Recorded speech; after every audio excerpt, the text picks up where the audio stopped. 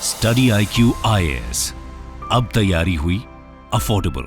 नमस्कार दोस्तों अक्सर आपने देखा होगा जो डेवलप्ड कंट्रीज हैं, जो वेस्टर्न कंट्रीज हैं, अक्सर भारत जैसे डेवलपिंग कंट्रीज के ऊपर चीज़ें थोपना चाहते हैं।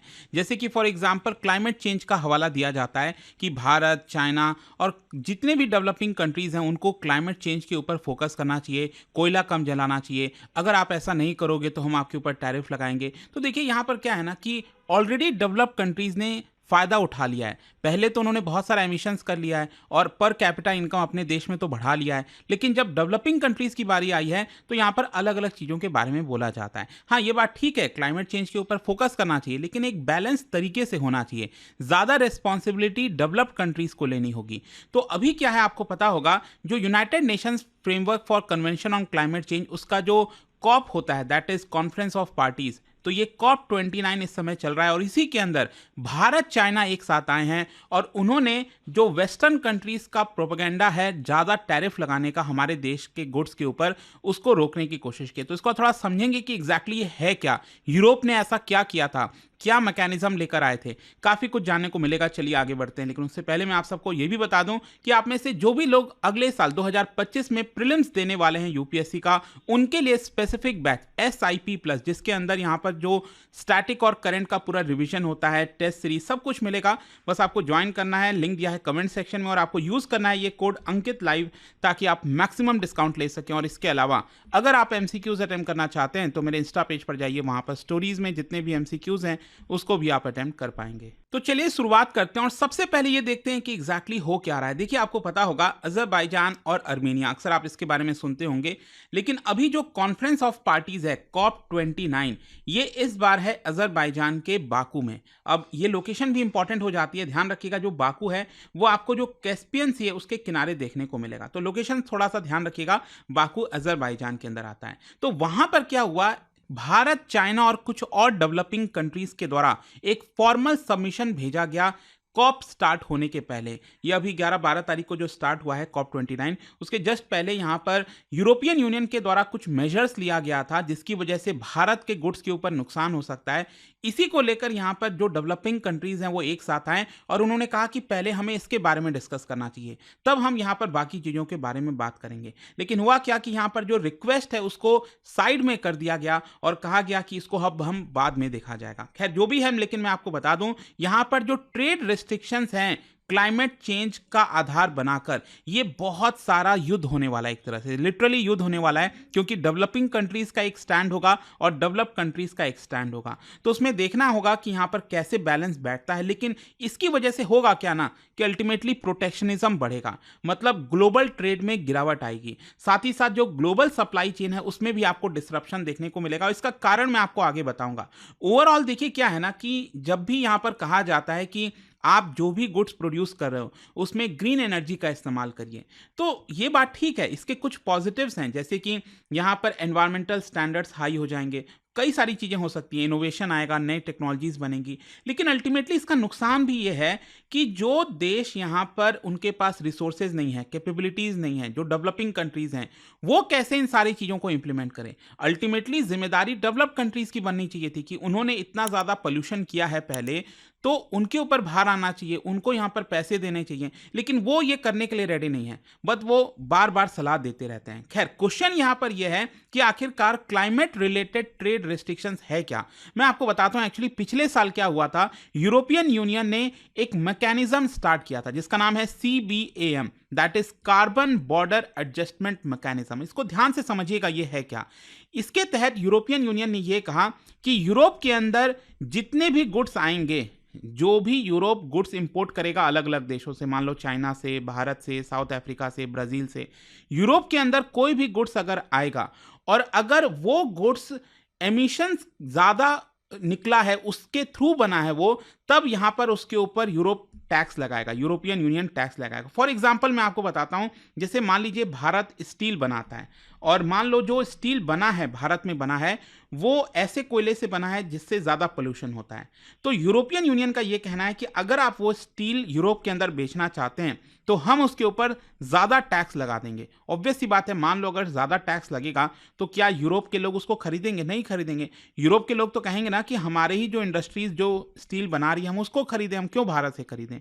तो अल्टीमेटली नुकसान किसको हो रहा है? भारत को हो रहा है। और इसमें फायदा किसको हो रहा है? फायदा हो रहा है यूरोपियन जो कंपनीज हैं उनको, कि वो अपना हाई एनवायरमेंटल स्टैंडर्ड रखकर भी यहाँ पर जो स्टील है, जो भी अपने इंडस्ट्रीज को प्रोटेक्ट करना है वो कर पाएंगे। और साथ ही साथ ये जो यूरोप के अंदर इंडस्ट्रीज हैं उनको रीलोकेट भी नहीं करना पड़ेगा, वो अपने ही देश में रहकर भले ही महंगा सामान बेचें वो अपने लोगों को बेच पाएंगे। क्योंकि हमारे सामान को तो क्या किया गया? टैरिफ लगाकर महंगा कर दिया गया। ये बोल दिया गया कि आपका जो स्टील बना है उससे ज्यादा पोल्यूशन क्रिएट हुआ है, तो हम आपके स्टील को नहीं खरीदने वाले। लेकिन अल्टीमेटली यहाँ पर प्रॉब्लम यही है कि चाइना, भारत और बहुत से ऐसे देश हैं जिनको काफ़ी नुकसान होने वाला है। यहाँ पर जो डेवलपिंग कंट्रीज़ हैं वो क्लेम कर रहे हैं कि देखिए आप ये जो बैरियर लगा रहे हो ना ट्रेड का, ये अनफेयर है। यहाँ पर जो भी इंटरनेशनल एग्रीमेंट बना है अभी तक दुनिया में, जो भी हमने साइन किया है, उसके तहत ये साफ साफ बोला गया था कि हमें प्रोटेक्ट किया जाएगा।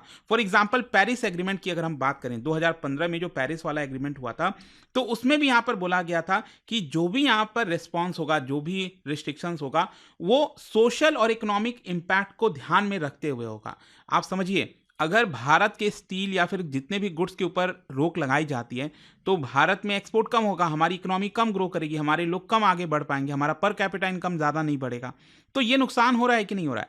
तो यही चीज़ है। तो डेवलपिंग कंट्रीज यहाँ पर अल्टीमेटली क्या कह रहे हैं? डेवलपिंग कंट्रीज का कहना है कि यूरोप ये जो CBAM, that is carbon border adjustment mechanism, ये जो लेकर आया है ये बिल्कुल भी सही नहीं है, इसको हटा देना चाहिए। क्योंकि यहाँ पर डेवलप्ड कंट्रीज क्या कर रहे हैं, जो डेवलपिंग कंट्रीज हैं उसको गलत तरीके से ट्रीट कर रहे हैं। जो इंडस्ट्रीज हैं डेवलप्ड कंट्रीज के अंदर, उनके ऊपर तो आप टैक्स नहीं लगा रहे हो और उनको आप बचाने में लगे हुए हो। मतलब एक तरह से ये लोग काफी चालाकी कर रहे हैं। यूरोप जैसे देश अपने इंडस्ट्रीज को बचाने के लिए क्लाइमेट चेंज का हवाला यहां पर दे रहे हैं। हाँ, अगर मान लो यूरोप को इतनी चिंता ही है कि देखो भारत में अगर मान लो ज़्यादा पोल्यूशन क्रिएट कर रहा है भारत या फिर चाइना, कोई भी देश, तो यहाँ पर आप उसको वो टेक्नोलॉजी प्रोवाइड करो, आप उनको ज़्यादा फंडिंग प्रोवाइड करो ताकि हम उसमें ट्रांजिशन जो है करके ग्रीन एनर्जी की तरफ ज़्यादा तेज़ी से जा सकें। आपको वो करना चाहिए, लेकिन आप ये चीज़ करने के लिए रेडी नहीं, आप ज़्यादा पैसे खर्च करने के लिए रेडी नहीं हैं। और इसी को देखते हुए यहाँ पर जब COP29 की मीटिंग स्टार्ट हो रही थी तो यहाँ पर जो बेसिक ग्रुप ऑफ कंट्रीज हैं, बेसिक मतलब जैसे